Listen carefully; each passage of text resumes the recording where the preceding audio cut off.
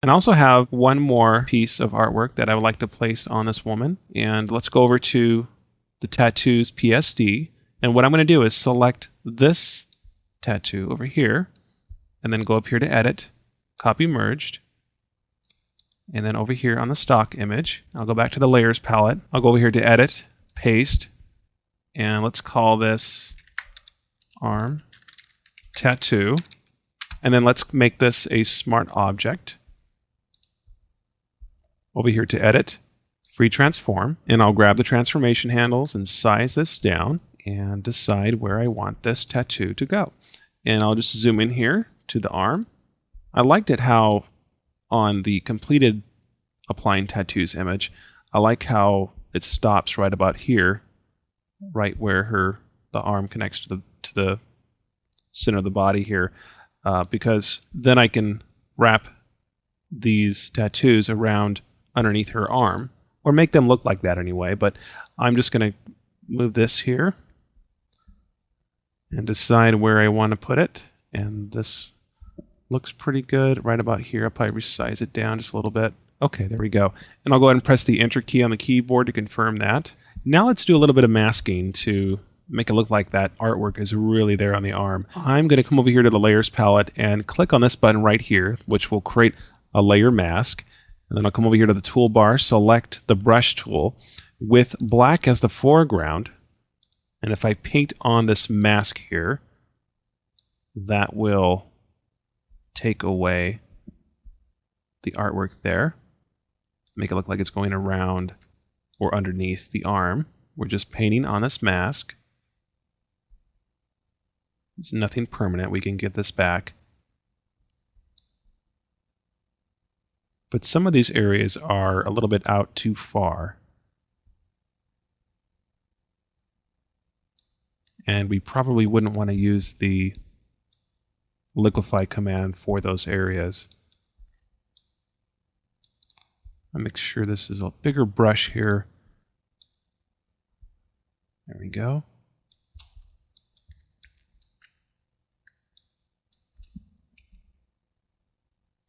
If you want to see what this looks like, what we can do is click on the arm tattoo layer and just go ahead and apply the blending mode, which is multiply, and then lower the opacity a little bit so we can really get a good idea on what this is going to look like here.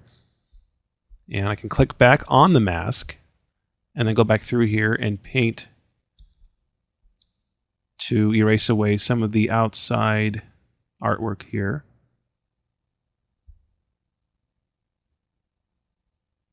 Look at that. Just around there.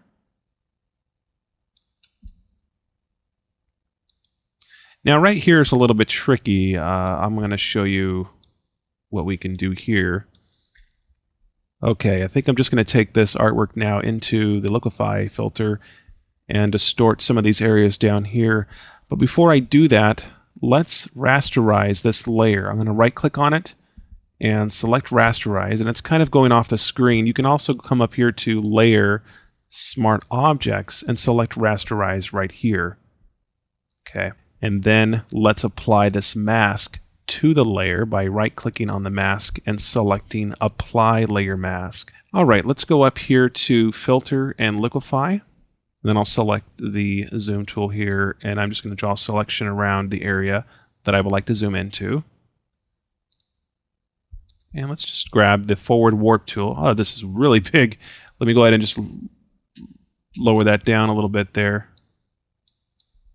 And see, I have to change, if I don't change the backdrop to just the woman here, then it's going to show the original artwork through the liquefied artwork. So we need to just change this use to background only. You see that now if I make an adjustment, we don't see that original artwork layer there. But I'm just pulling this down, trying to make this look as real as possible. And that's the real trick, folks, is to, you can place artwork, any type of vector art, henna, tattoos, place it over a body, and then use the liquefy command to distort the artwork. There we go. It really does a good job. I mean, it's just, you can't beat it. There's not really another option in Photoshop. Lookify just does the best job. Okay, it looks like it's kind of going around her arm a little bit there. That looks really good.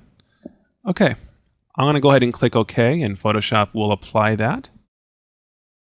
And now what I'll do is save the image by going to File and selecting Save. And I'll just call this Tattoos, or Applying Tattoos number 2, or I'll just call it Video. There we go. All right, great. And I can double click on the background layer. And as soon as I name that background, when I double click on it, it unlocks the background. And that will allow me to rename it. And then I can also make it invisible. And I can also lower the opacity of it. And the reason why I'm doing this is so I can see outside of the body here, because we do have areas that we don't want in the image, like this.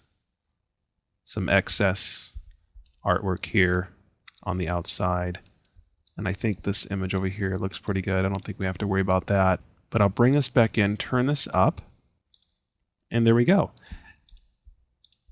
Now, anytime you apply artwork or tattoos to images, don't worry, you can also change the color once you have those on there. So we can easily create an adjustment layer by holding down Alt and clicking on this adjustment layer button right here, and I can select the hue and saturation and click on this button right here, use previous layer to create clipping mask. I'll go ahead and click OK, and then I can just adjust the hue to change the color. Look at that. Now, of course, I'm changing the color of her arm here, of the artwork that's on her arm. Or you can just select no color at all by dragging the saturation down to -100 all the way to the left. So there you go. Lots of things you can do there.